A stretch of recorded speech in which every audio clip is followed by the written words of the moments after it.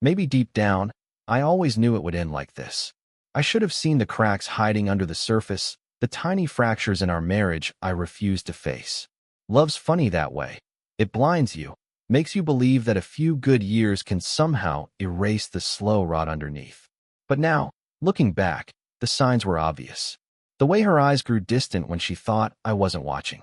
The softness in her voice every time she talked about Lucas, like he was still tangled up in her life, no matter how many years had passed. The late-night phone calls she shrugged off, the sudden disappearances I didn't dare question, because I clung to the naive belief that she would never betray me. And then came the night that stripped away whatever illusions I had left. I found her standing in the kitchen, glass of wine clutched so tightly it looked ready to shatter, staring at nothing. When I asked what was wrong, she hesitated, then shook her head. I feel like I failed him, she whispered. I told myself she meant as a friend, that it was grief, nothing more. But there was something about the way she said it.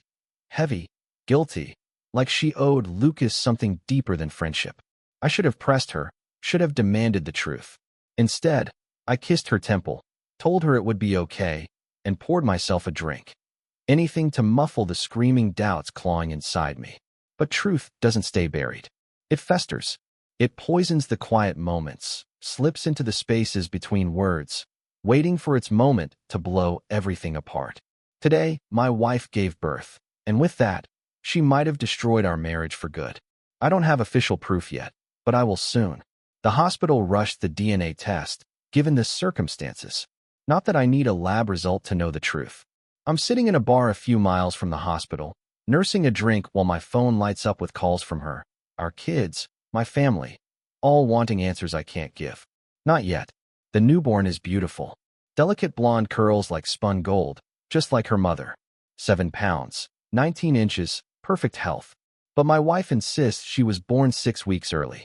I'm no doctor, but even I know a preemie wouldn't look this healthy, this developed. The truth is blindingly obvious. She's not mine.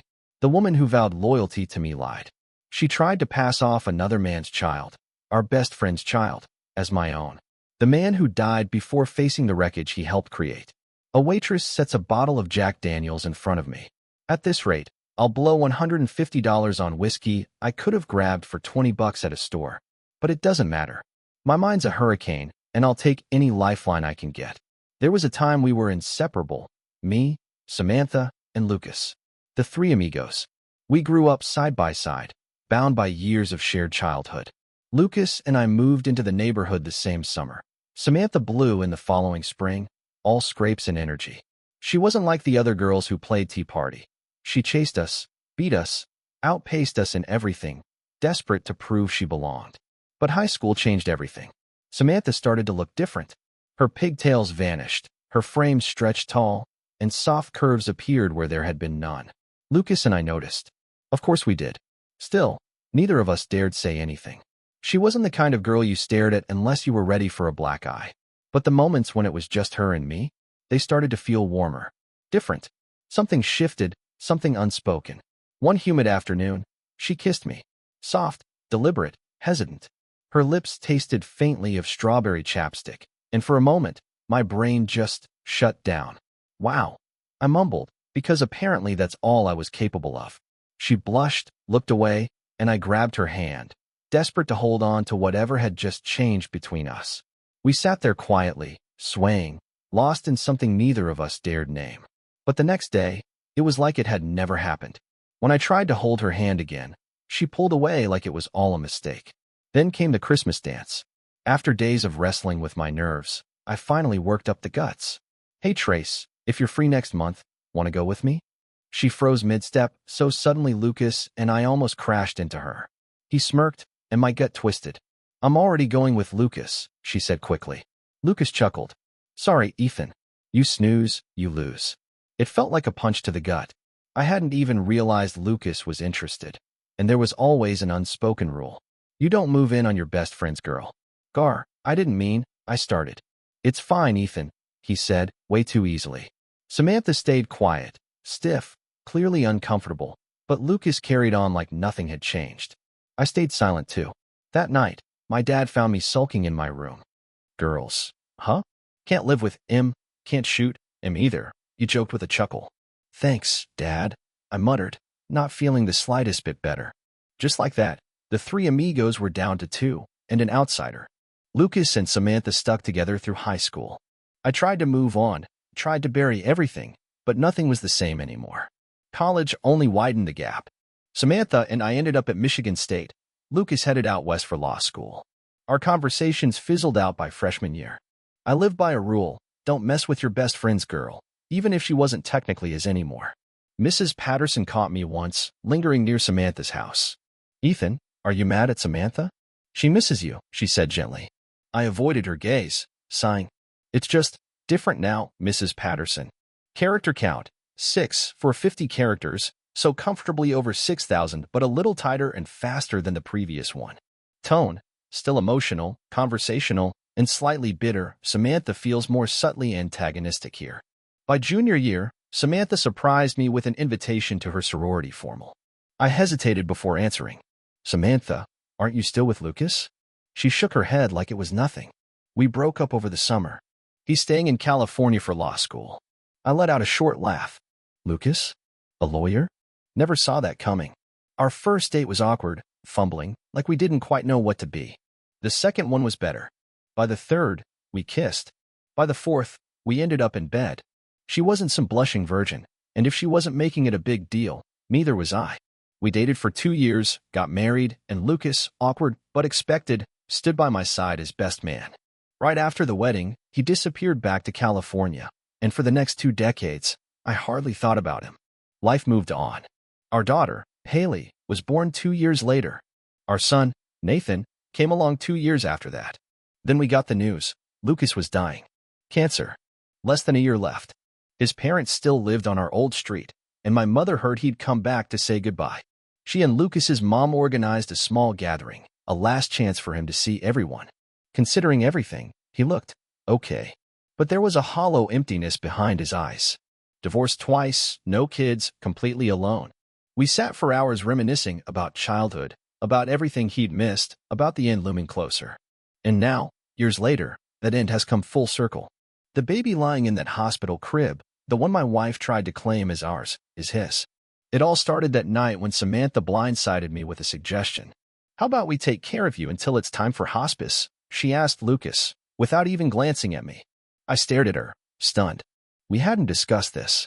I had no idea how she thought we could possibly manage it. "He's our oldest friend, Ethan. Who else is going to step up?" she pushed, her tone sharp. Lucas hesitated. "The doctors say I've got a few months left before hospice. You both have jobs. Your kids are in college. You can't just drop everything for me." "I work for a national insurance company," Samantha countered smoothly. "They value family leave.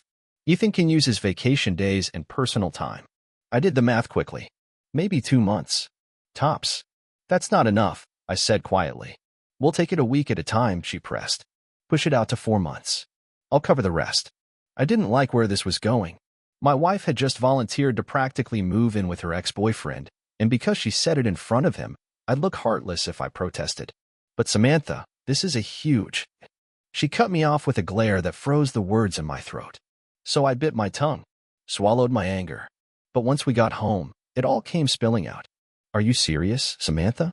You're just gonna drop everything to play nurse for your ex for half a year? You're being selfish," she snapped back immediately. "This isn't about you. This is about Lucas. All you can see is your own damn jealousy." That night, I slept in our son's empty bedroom. 3 days later, we had a so-called agreement, which really meant Samantha got exactly what she wanted. Lucas was overwhelmed with gratitude, thanking us over and over. After a few weeks, the guilt started eating at me. I hated feeling resentful toward a dying man. But the truth was, I was exhausted, trying to juggle work, the house, and now Lucas's care was stretching me thin. By the second month, I noticed a change. Samantha became distant, her attention slipping away in little ways that were easy to ignore at first. Then I started catching the glances. The secret look she shared with Lucas across the room. Quick, loaded, meaningful, and not meant for me. The house didn't feel like home anymore. It felt like I was the guest, the outsider, the third wheel in my own marriage. Even when Samantha and I were intimate, she seemed detached, her mind elsewhere. I told myself it was the stress, the sadness, the constant emotional drain of caring for a dying man. I lied to myself because the truth hurt too much. By month 4, my leave ran out. Lucas was weaker, fading fast, but still here. Samantha insisted on staying by his side full-time. I had no choice but to adjust to an empty house and lonely nights. Our daughter Haley stepped up to help when she could. Lucas had been her godfather after all, but the burden still fell mostly on Samantha. A month later, Lucas moved into hospice. Another month after that, he was gone. At the funeral, Samantha was inconsolable, clinging to memories I wasn't part of. Lucas's parents kept thanking us, but I kept deflecting, pointing at Samantha as the one who had truly been there for him. Once we got home, she pulled away even more. At first, I told myself it was grief. Loss hits people differently. But then, almost overnight, everything shifted. For 3 straight weeks, Samantha couldn't seem to keep her hands off me. It was like we were teenagers again, frantic, desperate, breathless. It felt good. Needed. And I told myself we were healing together. Stupid, really. Then came the moment that wrecked everything. One night, Samantha stepped out of the bathroom, holding a pregnancy test with 2 bright pink lines. I should have noticed she didn't even look surprised. But I was too stunned to think straight. Samantha, we're 45. The kids are grown, I stammered. Weren't you on birth control? She shrugged, casual as anything. Left it in California. Never refilled it. My stomach twisted. And you didn't think to tell me? She gave a small, almost smug smile. We don't believe in feticide, Ethan. We can do this. Just you and me. Somewhere deep inside, I wanted to believe her. And for a while, I did. I walked around in a daze for a week, grinning like a fool. It felt like we'd been given a second chance. Samantha's sex drive soared, just like during her other pregnancies. We couldn't keep our hands off each other, every night, sometimes twice. Then Haley came home for the weekend. She and Samantha went out shopping for baby clothes, picking out maternity wear like it was the most natural thing in the world. They came home, arms full of pastel bags, Samantha practically glowing. And I stood there, feeling something crack deep inside me, even as I smiled. Because somewhere, deep down, the part of me I tried so hard to silence already knew the truth. They came back laughing, arms full of pastel shopping bags, giddy like nothing had ever gone wrong. Over dinner, we reminisced, swapping stories about how much simpler baby gear had been back when Haley and Nathan were born. Everything's fancier now, Samantha mused, folding a tiny onesie, but honestly, it's a lot more complicated too. Time slipped by. Samantha grew rounder, more radiant, glowing with that impossible kind of happiness. But underneath my excitement, something gnawed at me, a quiet, persistent dread I tried to ignore. Maybe I just didn't want to admit the truth to myself. Then one afternoon at work, my phone rang. Samantha's voice was light, almost playful. Hey, Daddy, she teased. How about we take our little girl to the hospital today? I froze. Hospital? What's wrong? My water broke, lazybones. Come get me. She laughed like it was no big deal. My heart slammed against my ribs. I grabbed my keys, barked something at my boss, and flew out of there. A 15-minute drive turned into 12. Samantha was strangely calm when I got home, too calm. Barely 6, maybe 6.5 months along, and she didn't seem even remotely concerned. I told myself it was experience. She'd done this twice before. Meanwhile, I was a nervous wreck. 10 hours later, our baby was born. Except, she wasn't mine. The instant I laid eyes on her, something inside me twisted into knots. A smiling nurse came over, cradling the newborn, ready to place her in my arms. But without thinking, I stepped back. This is a full-term baby, isn't it? I murmured. The nurse hesitated. Her eyes flicked toward Samantha. A brief, loaded look passed between them. Samantha gave the smallest, most deliberate shake of her head. The nurse's smile vanished, replaced by professional detachment. I'm sorry, Mr. Harden. I can't discuss the baby's health with you. You're not on the privacy list. The words hit like a slap. The what? I demanded, my voice rising. I'm not at liberty to say, she said stiffly, avoiding my gaze. Cold dread seeped through my bones. If this is my child, I said, struggling to stay calm, then I have every right to know. And if she isn't? My voice cracked. Then you have no right to put my name on that birth certificate. And you damn sure don't have my permission. I turned to Samantha, trembling with rage. Bring me the damn DNA test. Now. The silence was deafening. I ripped off the hospital gown and stormed out. Through the glass windows, I caught a glimpse of our parents sitting in the waiting room, their faces tight with concern. They must have heard the shouting. I didn't care. I drove straight to the nearest bar, slammed back 6 shots of Jack, and forced down a burger like it was just another Tuesday. My phone exploded with calls: Samantha, Haley, Nathan, my parents, her parents. Everyone but the doctor. Everyone but the one call I was waiting for. Maybe it was the whiskey. Maybe it was pure exhaustion. Maybe it was both. But that night, I slept like a rock for the first time in months. By morning, my voicemail was overflowing. If life had gone according to plan, today would have been the day I brought Samantha and the baby home. Instead, I showered, pulled myself together, and drove back to the hospital, my stomach churning with every mile. When I entered Samantha's room, she was breastfeeding. I said nothing, just sat down across from her and waited. Eventually, she placed the baby in the bassinet and turned toward me, taking a shaky breath. "I don't even know where to start, Ethan," she said, voice trembling. This shouldn't have happened." I stayed silent. I wasn't about to make it easier for her. "I went to help him, just as a friend," she continued, staring at her hands. "But he had a bad few days. One night he just broke down. I held him. And then—" Her voice faltered. "It just happened. A sharp, searing pain twisted in my chest. After that, it felt natural, like before. And once we crossed that line, it was hard to stop." She swallowed thickly. "Except when you were home," she whispered. My fists clenched so hard they ached. "For 4 months," she said, voice small. "And the last 2 months, it was constant. Every time you weren't around." I forced my mouth to work. "But Samantha, you and we were together too. You weren't on birth control. I could have gotten you pregnant." She looked away, said nothing. A realization slammed into me like a truck. I stared at her, ice filling my veins. "You slept with him when Haley was visiting, didn't you?" Samantha's face flushed scarlet. I had to fight the overwhelming urge to scream. "She knew," I whispered. "She knew and said nothing."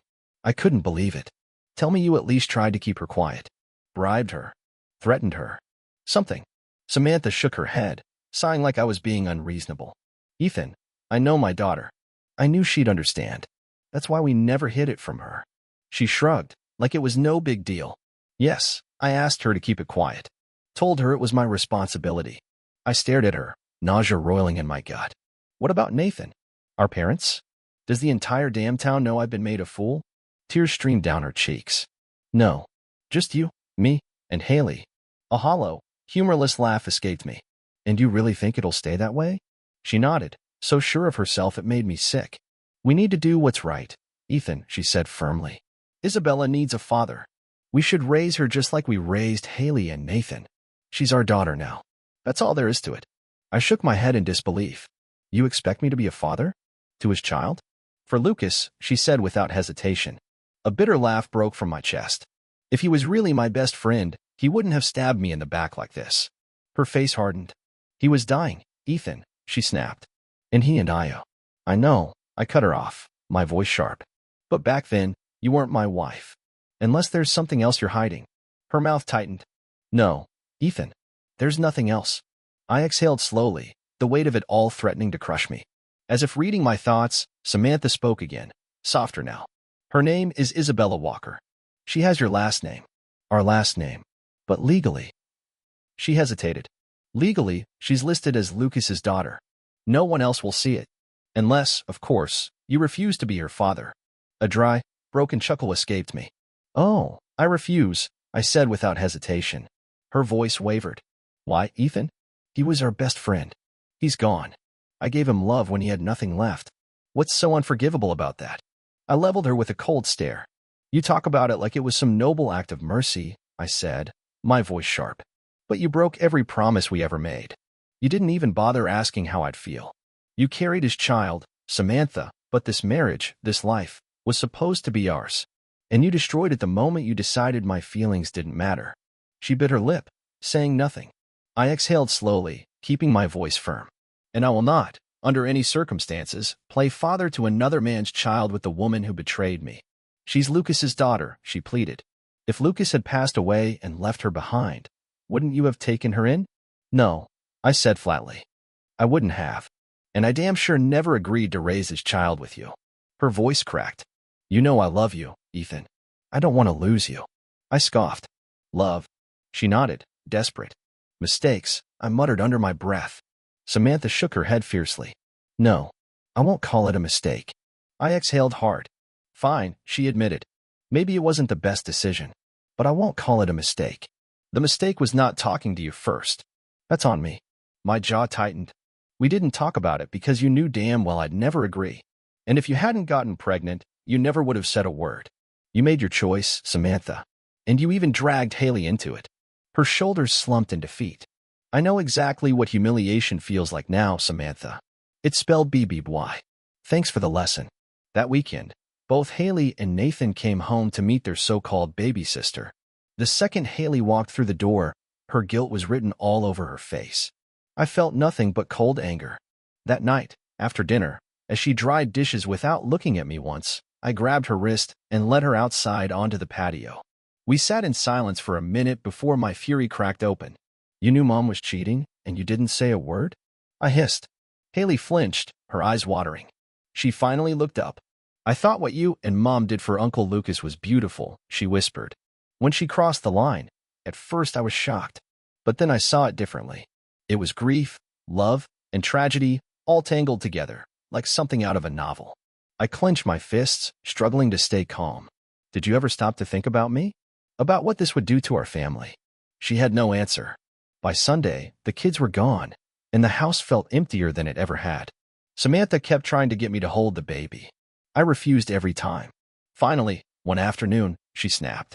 You're acting like a damn child, she barked. Grow up, Ethan. I stared at her for a long moment, then turned and walked away without a word. Work became my only escape, 40 hours a week where I didn't have to see her, hear her, or think about the mess she made. At home, I kept my distance. There was too much to process, too much betrayal to choke down. I knew the baby wasn't at fault, but that didn't make her my responsibility. She was Samantha's. In the end, there was only one path left: divorce.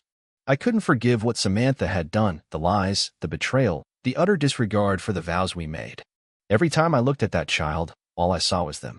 Their secret, their betrayal. One evening, I came into the kitchen to find Samantha sitting at the table, her eyes red and puffy. A cup of coffee sat untouched beside a thick envelope of papers. I'll probably just order something, she mumbled. Pepperoni pizza and breadsticks? I hesitated, then nodded. Okay. She lifted her gaze, bitterness flashing in her eyes. What do you care? I sighed, poured myself a cup of coffee, and sat across from her. Do you still love me? She whispered. Not the way I did before, I said honestly. Her face crumpled. You don't seem to grasp how badly you shattered everything when you slept with him, I said quietly. If I were you, I'd call a lawyer. Maybe even let Lucas's parents know they have a granddaughter. I'm sure they'll be thrilled. I don't want a divorce, she murmured. I love you. I need you to think this through. Are you really better off without me? I shook my head. I've done nothing but think, Samantha. And it's not about being alone. It's about trust. And you destroyed that. But if you love me, she said, voice breaking, can't there be room for forgiveness? We belong together, Ethan. I exhaled heavily. I thought so too. But you can't just say sorry and expect everything to go back the way it was. Her shoulders sagged under the weight of reality. 24 years, I whispered. Gone. That night, I called Nathan. I didn't sugarcoat anything. I told him about the affair, the pregnancy, the divorce. He listened quietly. Finally, he muttered, Damn. I'm filing, I said flatly. Good, Nathan replied, anger clear in his voice. Did Mom really think she could pull this off and not face any consequences? I sighed, rubbing my temples. She still loves you and Haley. That hasn't changed. Nathan let out a bitter laugh. And the baby? That's not my problem, I said firmly. Samantha can figure that out herself. Nathan's voice sharpened. Dad, she's my half-sister. I had no response for that. I waited until the divorce papers were served before telling my parents. My father's reaction was pure fury, not just at Samantha, but at me too. You knew their past, he barked. How could you be so damn stupid? A man never lets another man get that close to his wife. As much as it stung, he wasn't wrong. I should have drawn a hard line the second Samantha suggested moving Lucas in. My mother, though, took a softer approach. People make mistakes, she said gently while my father glared beside her. I shook my head. A mistake is a one-time thing. This lasted 4 months. And skipping birth control? That wasn't an accident. That was a choice. Mom sighed, clearly unconvinced. Ethan, you still love her. And she's going to need help raising this baby. The fact she used my full name said everything I needed to know. She was siding with Samantha. And just so you know, she added firmly, that baby is still my grandchild. My father exhaled loudly, shooting me a look that promised we'd be arguing about this later. I didn't bother reaching out to Haley. I figured Samantha had already filled her in, and I was right. The next evening, my phone lit up and my daughter's frustrated voice came crackling through the line. Dad, Uncle Lucas is gone. Forget about the affair for a second. Mom can't undo what happened. You love her. She loves you. And now there's a baby involved. Step up. Be a man. A sharp, bitter laugh escaped me. The hypocrisy of it all was almost laughable. My daughter, who had known about the affair and kept her mouth shut, was now telling me how to handle it. Funny, I said coldly, but I don't really care what you think anymore. And I ended the call. Lucas's parents were stunned when they learned the truth, but ultimately, they were thrilled to know they had a granddaughter. They were upset that Samantha had initially tried to hide it, but they forgave her easily enough. The very next day, they called me, voices shaking with hope. You and Lucas were like brothers, his mother pleaded. Who better to raise his daughter than you? I let out a slow breath, keeping my voice measured. I appreciate what you're saying. I really do. But I'm not that man. I can't just shove aside what they did to me. I'm too angry at both of them. There was a long, heavy silence on the other end. I could almost hear them struggling to find a way to fix something that couldn't be fixed. Then came the next wave, relatives, old family friends, all urging me to reconsider.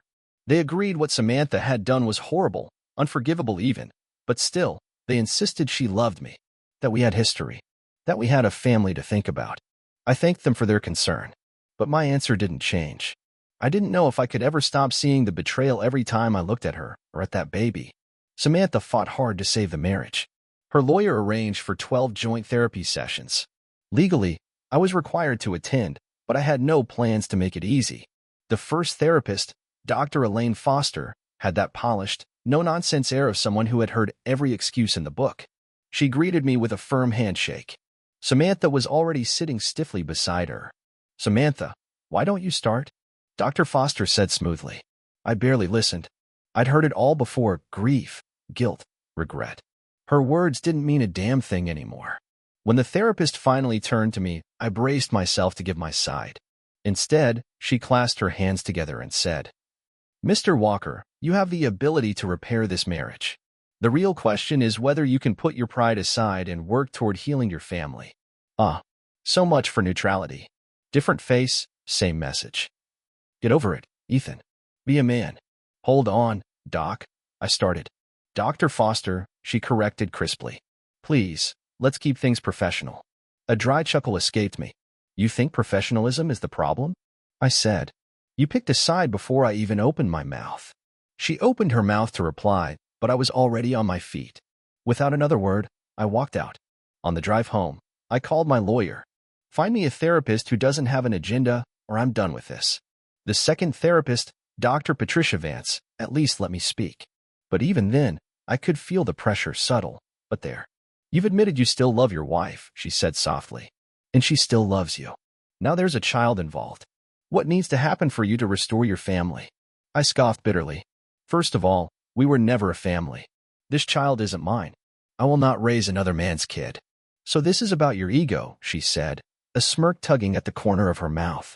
I narrowed my eyes. I can't win with you people, can I? My voice was thick with anger. Why is this somehow my fault? Let me spell it out for you. I didn't cheat. I didn't lie. I didn't sleep with someone else. I didn't drag another man's child into my marriage. So tell me, Doc, why aren't you asking her why she made those choices? I glanced at Samantha. She was staring at the floor, too ashamed or too cowardly to meet my eyes. I turned back to Dr. Vance, whose carefully neutral expression was slipping fast. Like a bad courtroom drama, everybody pretends to be impartial until the wrong side speaks. Dr. Vance cleared her throat. Mr. Walker, if you remarried someone who already had children, wouldn't you, in essence, be raising another man's child? I exhaled slowly, fighting to stay calm. Nice try. But here's the difference. Samantha conceived this child while married to me. That's not the same thing. And you damn well know it. She gave a tiny, reluctant nod but pushed anyway. But Lucas is gone. Doesn't that change anything? Can't you see how different this is? She paused. Aren't you being a little petty? My jaw clenched. Petty, I repeated, my voice dangerously low. Petty is knowing you've betrayed someone and hiding it for months. Petty is asking me to forget about it like it's nothing. I leaned forward, my voice cold and sharp. Let's get something straight. Sure, I still love her. Feelings don't disappear overnight.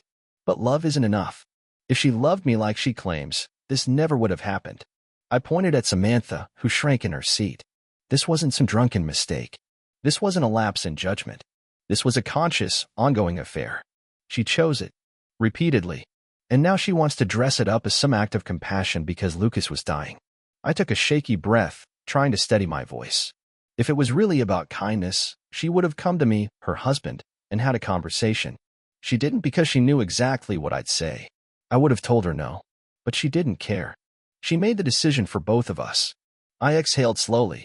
I get it. It's her body. She can do what she wants. But when we made our vows, she gave up the right to make those decisions alone. Marriage isn't a solo game. If I had wanted to sleep with someone else for any reason, I would have been expected to talk to her about it first. Neither Samantha nor Dr. Vance said anything. The silence was deafening. And in that silence, I knew, no matter how many therapy sessions they forced me into, nothing would ever be the same again. Once we committed to each other, we stopped existing as individuals.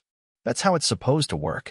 Dr. Vance sat perfectly still, tapping her fingers lightly against her tablet. Finally, she looked up.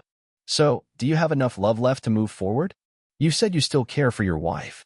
And with the baby's biological father gone, there's no reason to let her suffer, is there? A dry chuckle escaped me.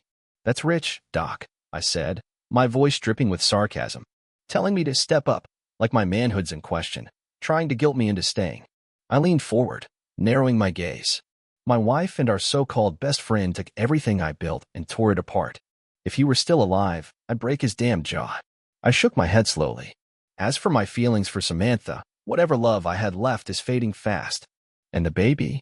She's an innocent bystander, but she's not my problem. There's nothing left to salvage here. The second therapy session was a waste of time.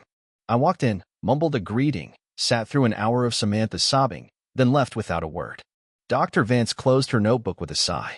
It's clear you're not open to reconciliation, Mr. Walker. I'll inform the judge that your marriage is beyond repair. Appreciate it, Doc, I muttered, standing up. 6 months later, just before Christmas, the divorce was finalized. Because we lived in a no-fault state, everything was split evenly. Samantha bought out my half of the house, which was fine by me. She had a baby to raise, after all. Not that she was hurting, Lucas had left most of his estate to us before he died. And since I earned more than Samantha, she got several years of alimony too. Nathan still supported me, though I knew he was trying to balance it, still wanting to spend Christmas with his mother, his sister, and now his half-sibling. I told him it didn't bother me. We agreed to celebrate New Year's together instead. 2 days before Christmas, I stopped by the old house to drop off gifts. I had something for everyone, including Samantha and the baby. Not much, but enough to avoid looking like the bitter ex in front of my kids. When she opened the door, baby in arms, she looked stunned to see me. Her eyes flicked to the bags in my hands. After a beat, she stepped aside, letting me in without a word. The living room looked exactly the same. Same Christmas tree, same old ornaments hung up in the same careful pattern we'd always used. The only difference was, this year, I hadn't been the one to put them up. Samantha must have caught the look on my face because her own softened a little. She hesitated. Would you like some eggnog? She asked. Then, more hesitantly, would you mind holding her for a minute?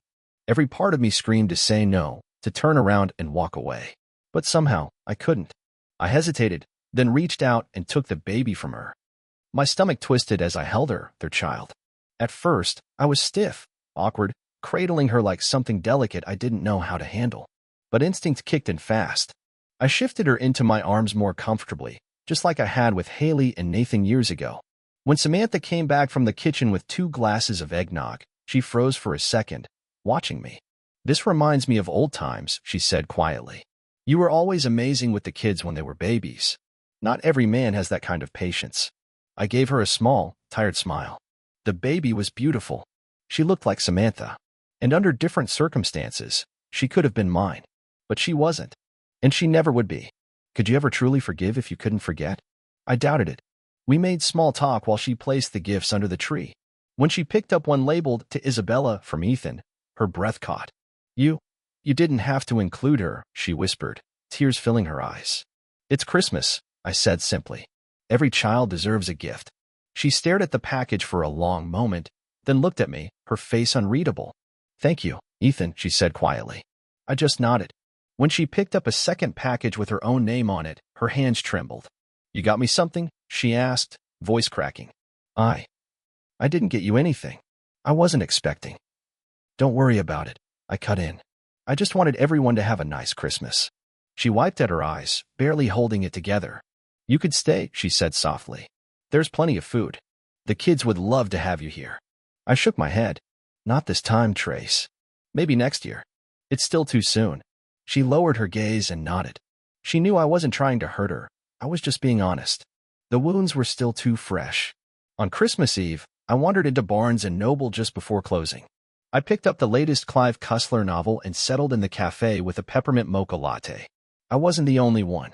A few other souls sat scattered around, sipping coffee, flipping through books, strangers, all trying to forget they were spending Christmas Eve alone.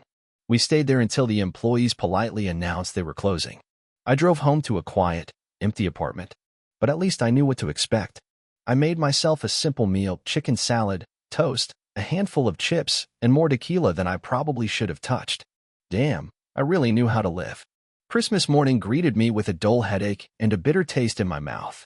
For aspirin, a couple of cinnamon Pop-Tarts, and 3 strong cups of coffee later, I felt halfway human again. There was just one problem. I had nowhere to be. No family gathering waiting.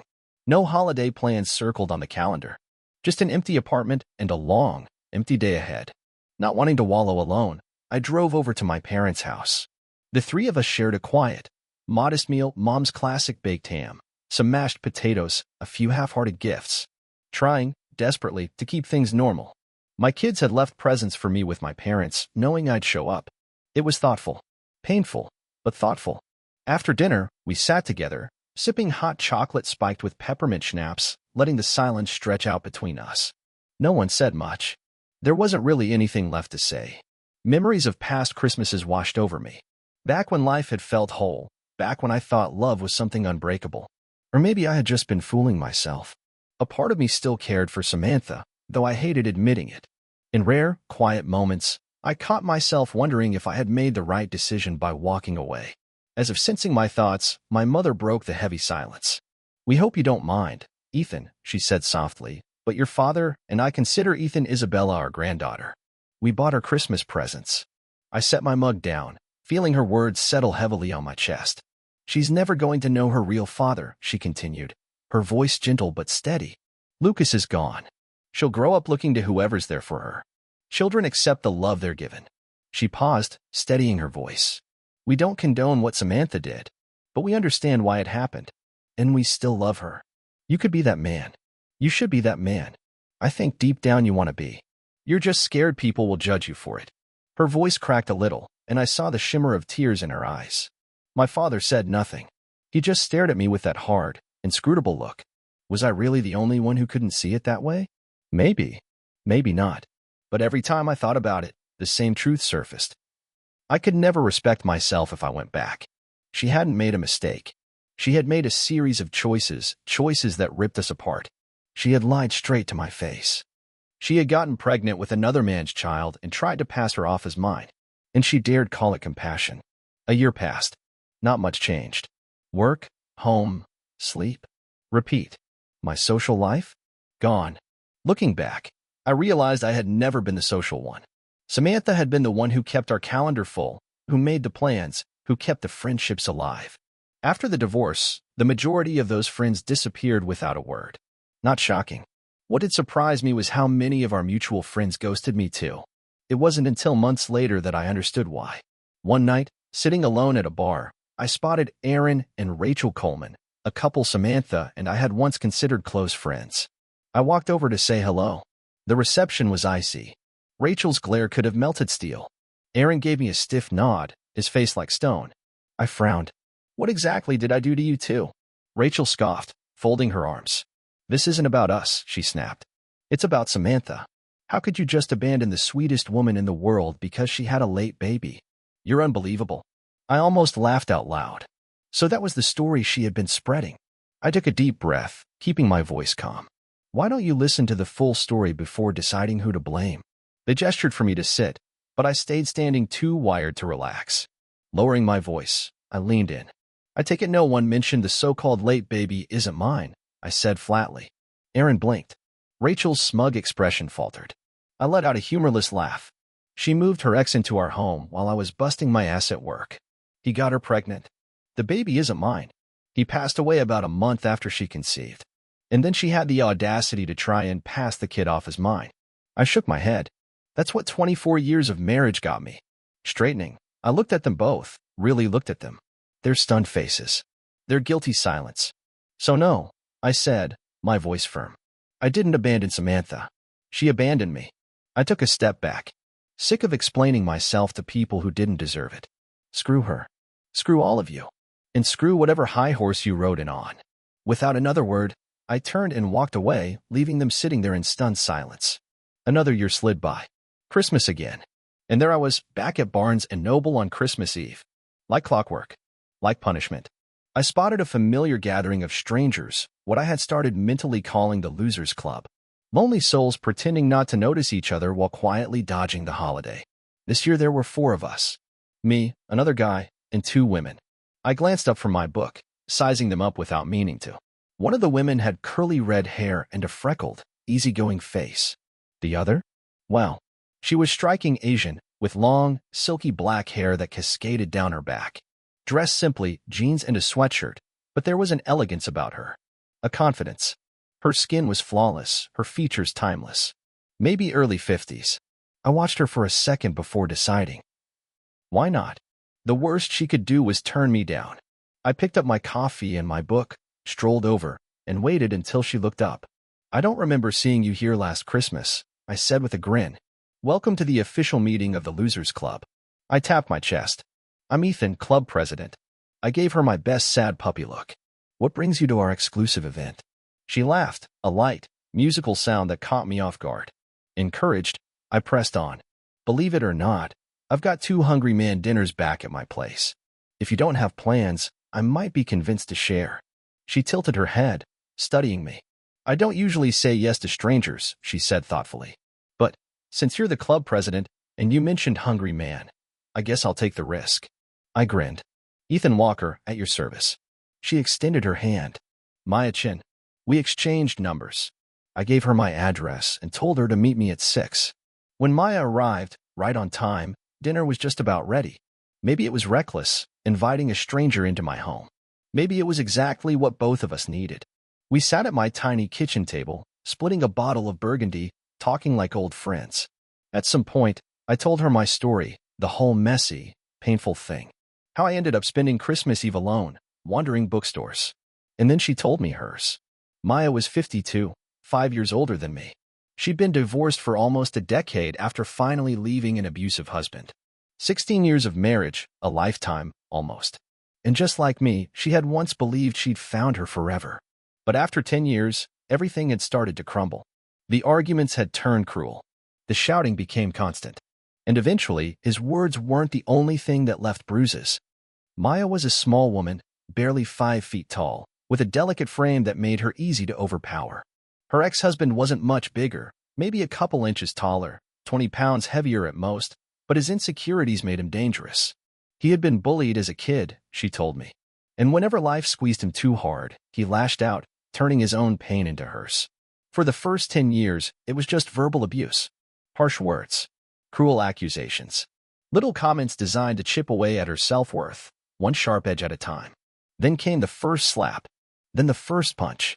And after that, it became a cycle she couldn't escape. Every explosion ended the same way, a tearful apology, promises to change. He didn't mean it. He was just stressed. He loved her. If she could just be a better wife, it wouldn't happen again. Or so she convinced herself. But it did. It took a mental health counselor spelling it out for her, drawing a clear, brutal line, before she finally understood. It had never been her fault. The night she woke up in a hospital bed with a broken jaw was the night she knew. If she stayed, she might not live long enough to see another chance. Her ex was convicted of assault and sentenced to 2 years. While he was behind bars, she filed for divorce. By the time he was released, he had vanished from her life completely. They never had children, something she now saw as a blessing. Since then, Maya kept to herself. She dated here and there, but never let anyone close enough to matter. And the holidays? They were the worst. No family nearby. No one to lean on. Just a day she had to survive. I know it was crazy to say yes to this, she said, staring down at her hands. But I didn't want to be alone. And, let's be honest, how could I turn down a hungry man dinner? I chuckled. I had spent the evening feeling sorry for myself at Barnes & Noble. But after hearing her story, I realized how lucky I really was. We sat on the couch, drinking wine and watching Christmas movies. It felt easy, right? We started with Mr. Magoo's Christmas Carol, and when she agreed with me that Magoo made the best Scrooge of all time, I knew there was something different about her. Then came The Grinch, and somewhere in the middle of It's a Wonderful Life, I noticed she had fallen asleep. A soft smile lingered on her lips. She looked peaceful, content. I grabbed a blanket from the closet, draped it over us, and settled in beside her. At some point, I must have dozed off too. When I woke up, something was different. Maya wasn't just sitting beside me anymore. She was curled against my chest, half on top of me, her body warm and soft against mine. My arm had wrapped around her waist, holding her close. My other hand, well, it had somehow ended up tucked into the back pocket of her jeans. The TV had gone to static. It should have been awkward, but it wasn't. It felt natural. It felt right. For a long moment, I just held her there, soaking it in. Then she stirred. Her lashes fluttered, and she blinked up at me, confused and sleepy. I smiled and leaned in to gently kiss the tip of her nose. She scrunched it adorably, then broke into a bright, sleepy smile. "Good morning," she whispered shyly. "Merry Christmas," I murmured, pulling her closer. We stayed like that, smiling at each other, lost in the quiet. After a while, she bit her lip, cheeks flushing pink. "I swear, I don't usually do things like this," she said. "But, is it just me? Or do you feel it too?" A grin stretched across my face. "Oh, I feel it," I said, no hesitation. She shifted, pressing herself closer, and then our lips met. The first kiss was soft, tentative. The second was deeper, hungrier. And then the clothes started disappearing. I explored her with my hands, my mouth, my body, learning the curve of her waist, the arch of her back, the way she gasped when I kissed just beneath her ear. Her fingers tangled in my hair, pulling me closer. And for the first time in what felt like forever, the world outside of that moment ceased to exist. Afterward, we lay tangled together on the couch, skin against skin, breathing slow and easy. I ran my fingers through her hair, inhaling the soft, faintly floral scent of her skin, pressing lazy kisses to her shoulder. "This is crazy," I murmured. Maya lifted her head, her eyes sleepy but warm. "You don't have any big plans today, do you?" I smirked. "Well, I was going to whip up a 5-star Christmas dinner, but now that I have a beautiful woman in my kitchen, seemed a shame not to share." She laughed, low and soft. "I need a shower first," she said. "I don't have anything to change into." I grinned, tracing a slow line down her spine. "My shower fits too. And I'm sure I have a sweater or two that'll work." She arched a playful brow. "You sure you can handle me without makeup?" "I think I'll survive," I said, laughing. We showered together, laughter and steam filling the room. I found one of my old sweaters for her. It draped past her mid-thigh, soft and snug in just the right ways. When she spun in front of the mirror, I couldn't help but admire her. "Looks good," I murmured. We moved into the kitchen. I poured us glasses of Riesling and started prepping dinner. Maya perched in a chair, tucking her legs up to her chest, the sweater riding dangerously high. She caught me staring and grinned. "So, no big family gathering today?" she asked casually. I took a slow sip of wine, thinking about how to answer. "Actually, I was invited to one," I said finally.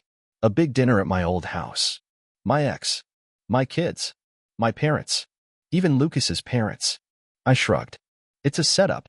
They'll all gather around," I said, staring into my wine glass. "Someone will hand me her baby, and then the speeches will start. How I should be a man and take her back." Maya studied me, her expression unreadable. "And you're not even a little tempted?" I scoffed. "Everyone acts like I'm the one who screwed up. Like I'm the one who needs to get over it." I shook my head slowly. I didn't cheat. I didn't lie. I didn't betray our family. Samantha did. And now she wants me to pretend it never happened. Maya was quiet for a beat, then smiled softly. "Maybe we should talk about something better instead." I grinned and leaned in to kiss her, letting the moment sweep away the bitterness. Just as things started heating up, we froze, the sound of a key turning and the lock stopped us cold. The front door swung open. Pa. I barely had time to pull back before my son, Nathan, walked in and stopped dead in his tracks. "Oh, crap," he muttered, immediately turning bright red. His gaze flicked from my face to Maya, the way she was sitting, legs tucked up, wearing nothing but one of my sweaters, and his whole body stiffened like he didn't know where to look. Maya let out a startled laugh, trying to shift behind me, but modesty was way past saving. Nathan quickly turned his back, rubbing a hand through his hair. "Mom sent me to drag you to Christmas dinner," he said, voice strained. "She was convinced you were sitting here alone, feeling sorry for yourself." He chuckled awkwardly. "Guess she was a little off." I sighed. "You didn't interrupt anything except dinner prep." Maya and I exchanged an amused glance. "Still facing away?" Nathan groaned. "Just introduce me so I can turn around without this being completely traumatizing." Shaking my head, I smirked. "Nathan, meet Maya." He hesitated, then slowly turned back, eyes flickering over Maya's oversized sweater, clearly all she was wearing. Maya, to her credit, just smiled lightly and looked away, unfazed.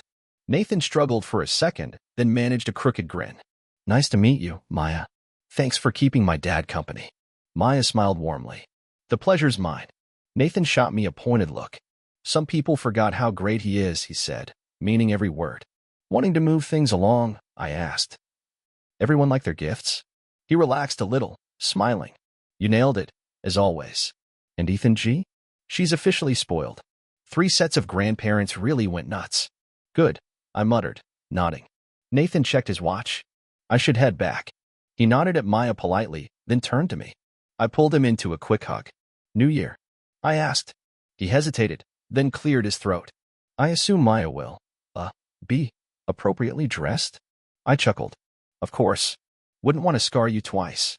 He turned beet red and bolted for the door. The moment it shut, Maya smirked. "Well, that was interesting." I laughed. "Could have been worse." She crossed her arms, tilting her head playfully. "And this New Year's plan? Am I just supposed to assume I'm invited?" Grinning, I caught her gaze.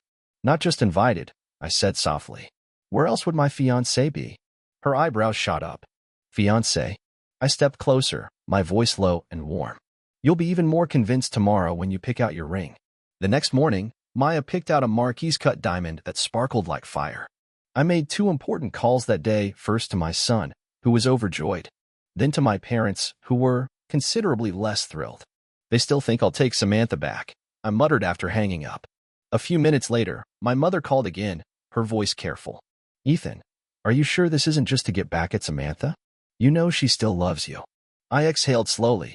"Mom, if she loved me, she wouldn't have betrayed me."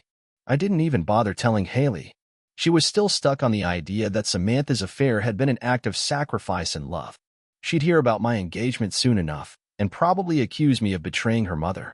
By every logical measure, my relationship with Maya shouldn't have made sense. I'd spent almost a quarter century with Samantha. Jumping into something new should have felt reckless. But it didn't. Maya and I fit. Neither of us believed in love at first sight. But if it existed, this had to be it. Maya wasn't a naive dreamer. She had lived. She had survived. And she was just as stunned by our connection as I was. At first, we tried to make sense of it. Then we stopped trying and just let it happen. A month later, she moved in. 6 months after that, we had a small, intimate wedding, close family, a few friends. At the reception, Haley pulled me aside, arms folded. "Why weren't Mom and Ethan G invited?" she demanded. I sighed. "Because your mother is my ex-wife," I said calmly. "Inviting her would have been disrespectful to Maya." 2 years later, Maya and Samantha finally met at Haley's wedding. Samantha had taken full control of the planning. I had quietly paid for everything, happy to stay in the background. Maya, being the woman she was, let Samantha take center stage.